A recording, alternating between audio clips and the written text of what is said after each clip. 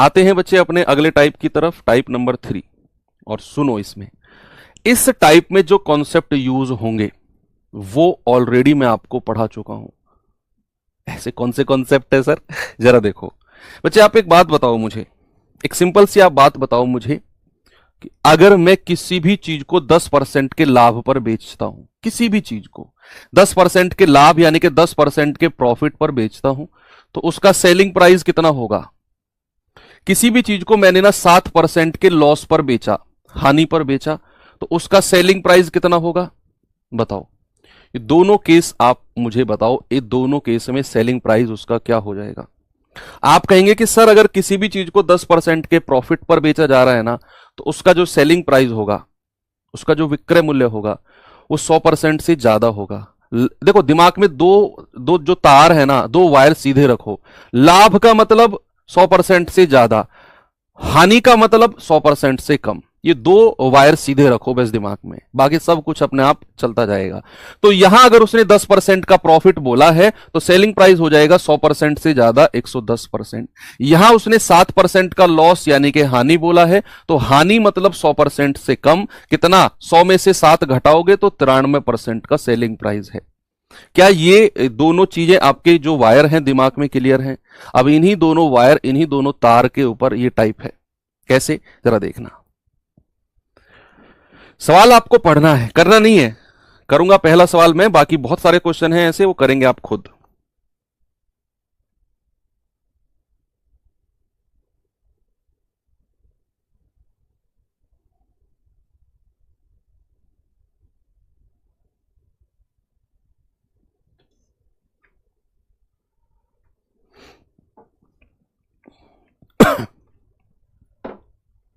बताओ सवाल को, पढ़ेंगे सवाल को।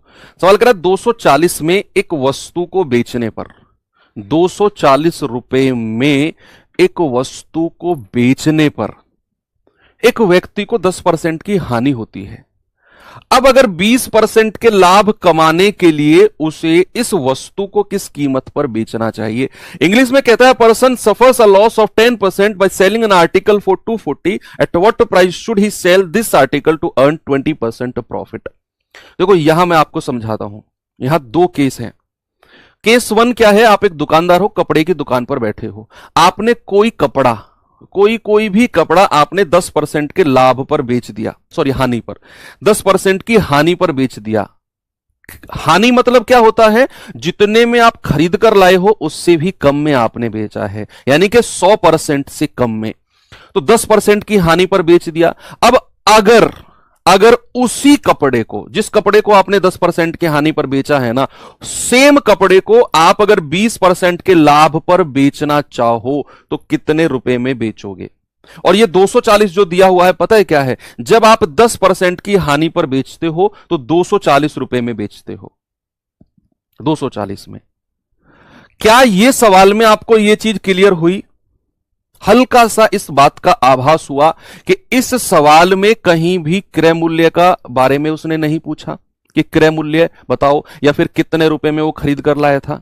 यस और नो में जवाब दो। इस बात का हल्का सा फील आया कि पूरे के पूरे क्वेश्चन में कहीं भी हमसे क्रय मूल्य नहीं पूछा उसने कि बताओ वो उस कपड़े को या उस सामान को, उस वस्तु को कितने में खरीद कर लाया था।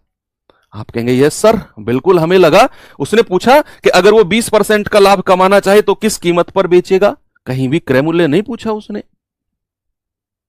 तो ये बात तो आपको पता चल गई कि कॉस्ट प्राइस नहीं पूछ रहा हूं।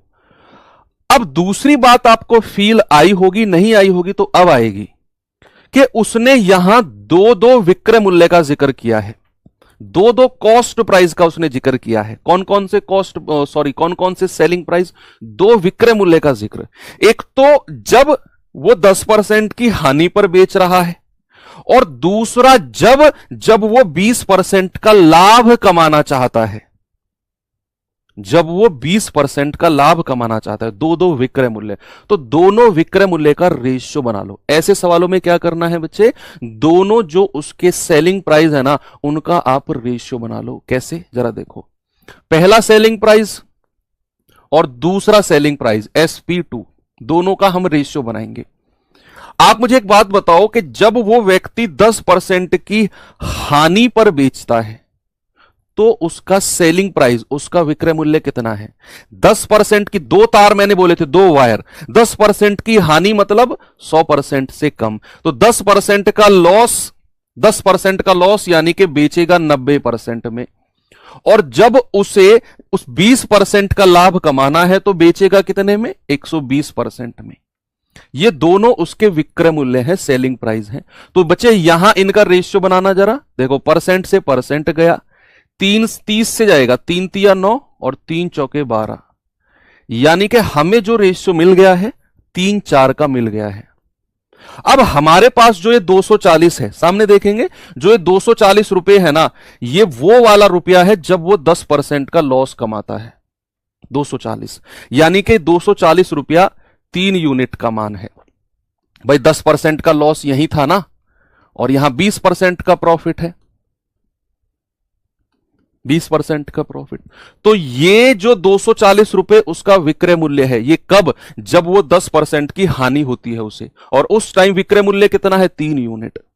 तो मैं कह सकता हूं 3 यूनिट का मान 240, तो 1 यूनिट का मान कितना होगा, 240 बटा 3, तो 3 एकम 3, 3 अट्ठू 24, 80।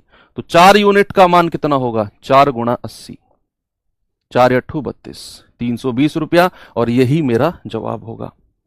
दोनों सेलिंग प्राइस का रेशियो बना लो और सवाल चुटकी में सोल्व, है ना। एक बार उसने बोला 10% का लॉस, मैंने लिखा 90% में बेचेगा। फिर उसने कहा 20% का लाभ, मैंने कहा 120% में बेचेगा। दोनों का रेशियो बना लिया 3-4, और ये जो 240 है ये 10% के लॉस वाला सेलिंग प्राइस है, विक्रय मूल्य है। तो 3 यूनिट का मान 240, 1 का मान 80, तो 4 का मान 320, और यही हमसे पूछा है। एक और सवाल देता हूं, अब ये आप खुद से करना। फास्ट, कौन इसका जवाब सबसे पहले देगा, बताइए।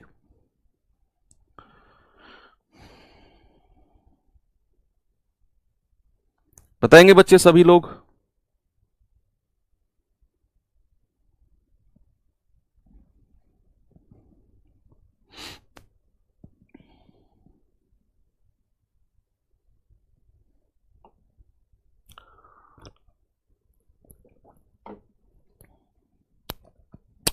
कह रहा है मयंक एक पेन, मयंक एक पेन 750 रुपए में बेचता है और 50% का लाभ कमाता है। जब वो 750 में बेचता है ना, तो उसे 50% का प्रॉफिट होता है। कह रहा है 50% की हानि पाने के लिए इस पेन को किस किस किस मूल्य पर बेचेगा। तो एक बार तो उसने बोला है कि 750 में बेचकर 50% का लाभ कमाता है। फिर कह रहा है कि अगर 50% का लॉस उसे कमाना हो तो किस मूल्य पर बेचेगा। तो दोनों सेलिंग प्राइस आपने लिखने हैं। पहले वाला विक्रय मूल्य SP1, दूसरे वाला विक्रय मूल्य SP2। भैया अगर उसे 50% का लाभ है तो 100% से ज्यादा 150% में बेचेगा। अगर वो 50% की हानि पाना चाहता है तो 100% से कम, 100 में से 50 घटाएंगे, 50% में बेचेगा।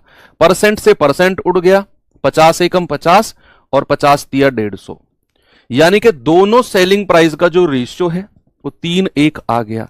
और हमारा जो 750 रुपया सेलिंग प्राइस है वो 50% के लाभ वाला विक्रय मूल्य है। तो लाभ वाला विक्रय मूल्य ये रहा, 50% प्रॉफिट और 50% लॉस। तो प्रॉफिट वाला विक्रय मूल्य 3 यूनिट है, तो 3 यूनिट का मान 750, 1 यूनिट का मान कितना होगा, 750 बटा 3, तो 3 दूनी 6, 3 पंजे 15, 1 यूनिट का मान 250, तो इस 1 यूनिट का मान कितना होगा, 250। हो गया सवाल। ऑप्शन नंबर बी हमारा सही जवाब है। बड़ा आसान है। एक और सवाल दूं ऐसा ही, चलो ये सवाल करिए बच्चे जरा।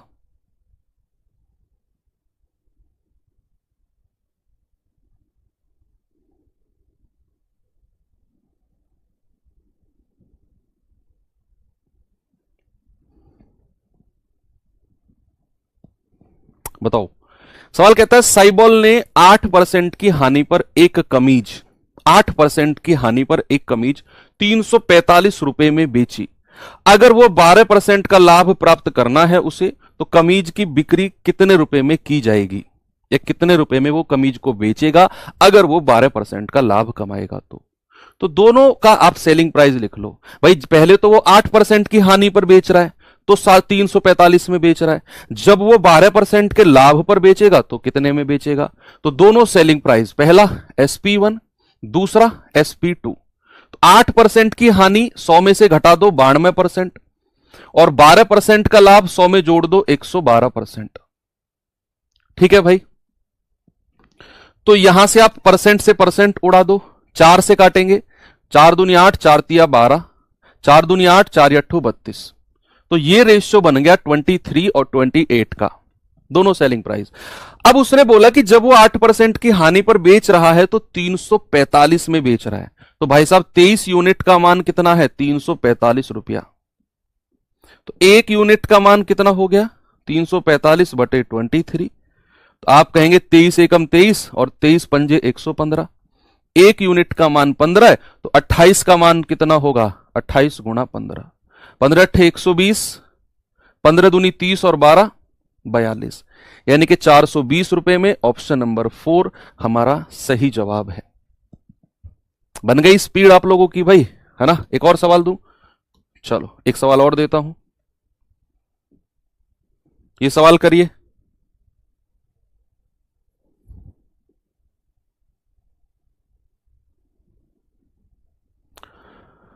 सवाल है, एक व्यक्ति अपनी वस्तु को 20% के लाभ पर बेचना चाहता है, लेकिन उसने 20% के लाभ पर बेचना चाहता है लेकिन उसने इसे 480 रुपए में 20% की हानि पर बेच दिया।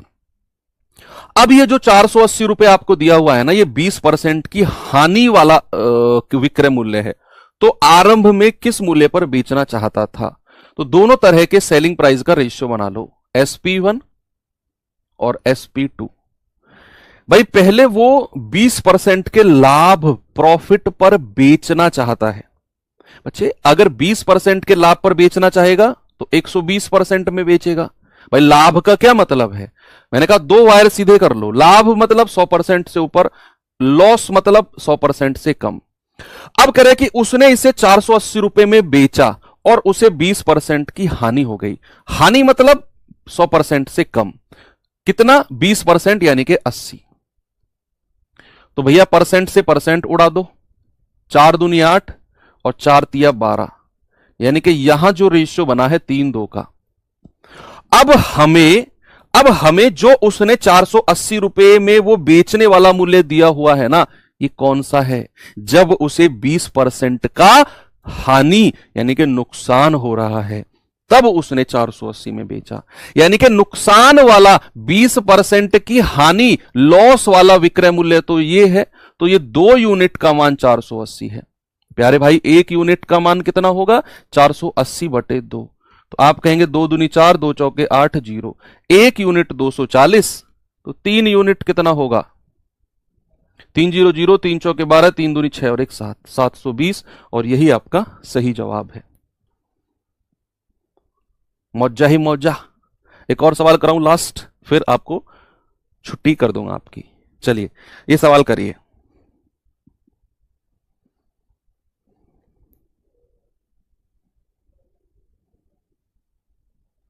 पैतालीस हजार में एक भूखंड बेचने पर 45,000 में एक भूखंड बेचने पर एक व्यक्ति को 10% की हानि हो जाती है। 45,000 में बेचने पर 10% की हानि होती है, तो 15% का लाभ कमाने के लिए कितने में बेचेगा। दोनों का विक्रय मूल्य का रेशियो बना लो, SP1 और SP2। भाई पहले तो उसे 10% की हानि हो रही है, तो 100% से कम, और फिर उसे 15% का लाभ कमाना है, तो 100% से ऊपर। दोनों का आपने अनुपात बनाना है। परसेंट से परसेंट गया, 5 से जाएगा 18 बार, 5 दूनी 10, 5 तिया 15। तो ये रेशियो मिल गया हमें 18 और 23 का। अब उसने बोला कि 45,000 में उसने भूखंड बेचा और 10% की हानि हो गई, यानी कि ये जो 45,000 है ना, ये 10% की हानि वाला विक्रय मूल्य है। तो 10% के लॉस वाला विक्रय मूल्य तो ये रहा 18। 18 यूनिट का मान 45,000, तो एक यूनिट का मान कितना होगा 45,000 बटे 18। तो 9 दूनी 18, 9 पंजे 45 और लास्ट में 3 जीरो।